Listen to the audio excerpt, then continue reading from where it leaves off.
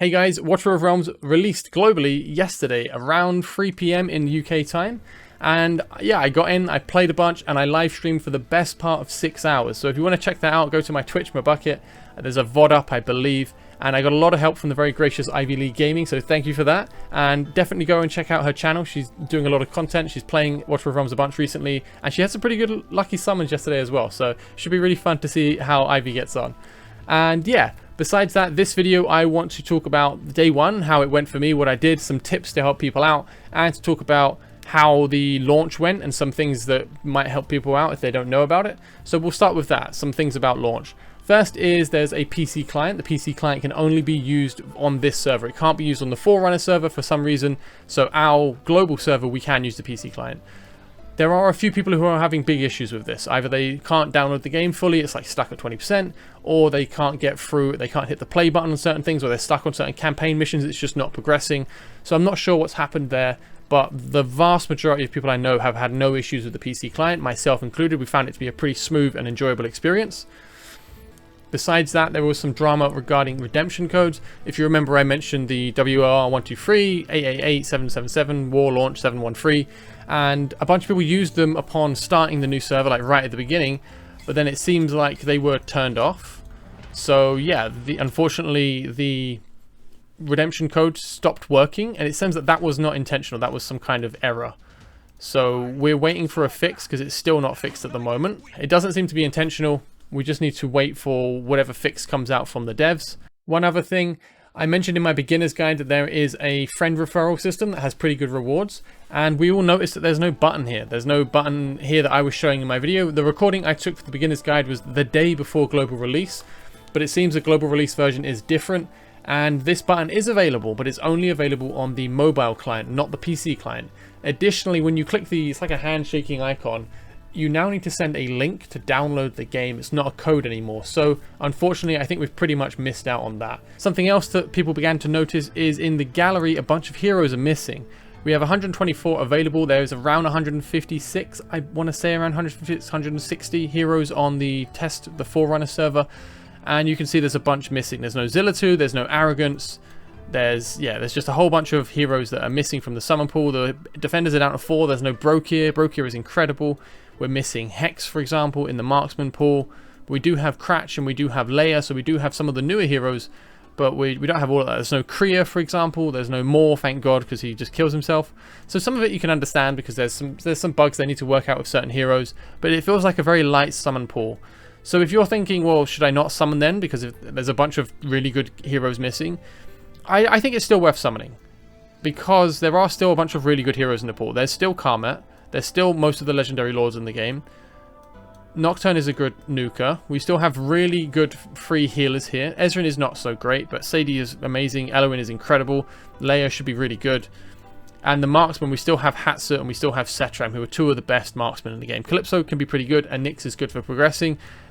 Cratch is a bit of a L on this one, unfortunately.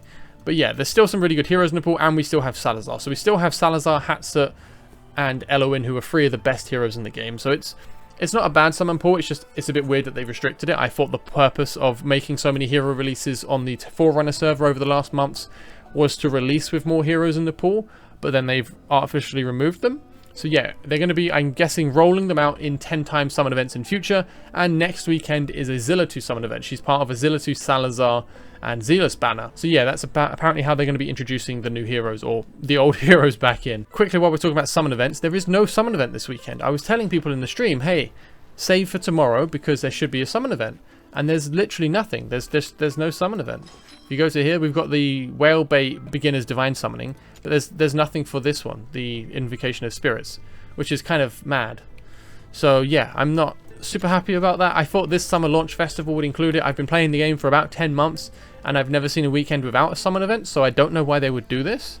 And I've heard the Forerunner server does have a summon event.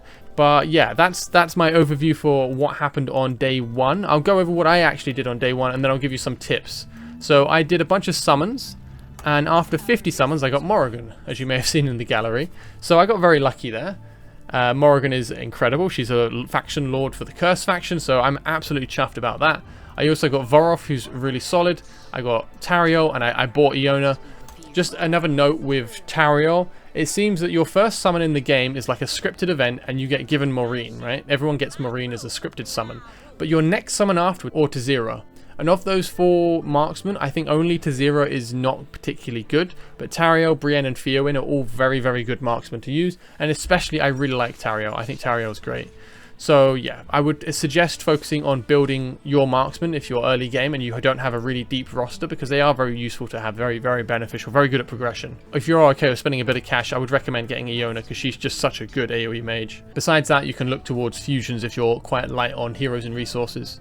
So yeah, I got Morrigan, and as you can see, I focused on 5-starring my 4 core heroes, 2 mages because I'm obviously built for that now that I have Morrigan, a fighter to help me progress a bit, and a marksman for some piercing damage, so I can vary my damage types a little bit. And then I pushed campaign really hard. I haven't done anything yet, I just got up. So I'm now at chapter 7, stage 9, so I'm quite happy with that. I wanted to get this XP unlocked, and I wanted to unlock my Pantheon, which is this dragon here. I wanted to unlock this on the first day, which I did, so I'm happy with that. Besides that, I've just been progressing for promotions in the mage one, of course, so I can try to farm up these legendary extracts. And the goal for me is gear raid 1, because I got a Morrigan, so I'm going to build around what I have, and I'm going to push the gear raid that I have access to the best, which is Morrigan's gear raid 1. So yeah, I'm going to try to build up my mage team as best as I can, and I'm going to try to get hold of legendary gear today. That's my focus, clearing stage 10 today, and maybe 11 if things go really well, but it's doubtful. Other than that, I managed to 1-key easy and normal guild boss, so I'm quite happy with that.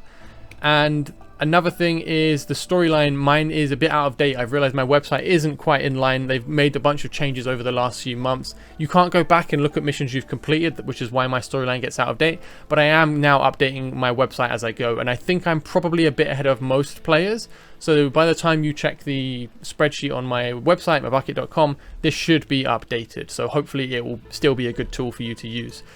Anyway, yeah, that pretty much covers my account, what I've been up to over the first day. Pretty good progress. I'm enjoying it. It's been really fun seeing other players get into the game, especially people who are really new and don't really know what they're doing. It's just a lot of fun seeing people get excited about pulling heroes. It's been a lot of fun hanging out in some of the live streams, so definitely check people out. I'll probably stream again a bit today, but I'm going to loiter in some other streams. So as for some general tips to help people progress, again, focus on the marksmen you got at the start because they help a bunch. Build up your Rex, your Camille, and your Voltus to 4-star and promote them to 4 stars and max level them because they're pretty good in campaign. I haven't built Voltus because I got Morrigan and Iona pretty early, so I didn't really need Voltus. Besides that, just progress as much as you can in campaign. Follow your storyline first, that way you don't accidentally block yourself, and try to save your guild boss attacks till the end of the day. If you get stuck in progression and you can't do anything, focus on farming XP and focus on progressing in your promotion raids just to try to get a bit further ahead in upgrading your heroes, because this really does make a big difference. Try to gear your heroes with some flat stats because it does help quite a bit to pick up as much flats as you can.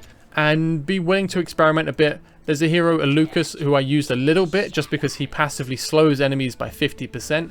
So he's not great, you don't really want to build him, but in certain situations it's worth just chucking him down just to slow things if you have the space to. He only costs 10, so it's not too hard.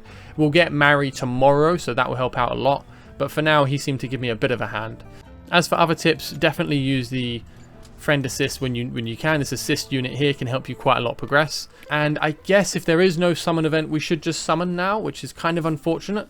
So I'm going to do another quick summoning video after this one. Maybe I'll do it on a live stream. Anyway, that's it. That's day 1 of Watcher of Realms. It was a lot of fun. I'm quite enjoying it. There are some things that need to be ironed out, but overall, pretty good experience, and it's nice to see people having fun.